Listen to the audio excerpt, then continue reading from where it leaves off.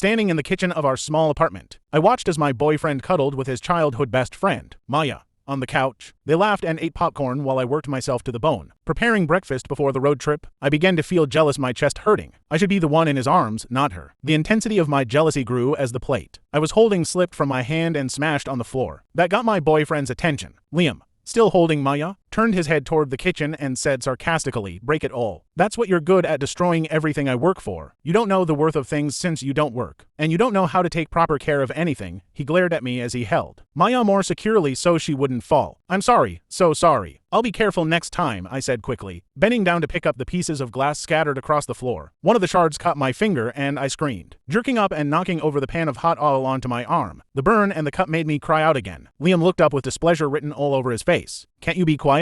Why must you always be dramatic? Do you always have to try to gain my attention? You don't need to resort to such means anymore. I'm already dating you."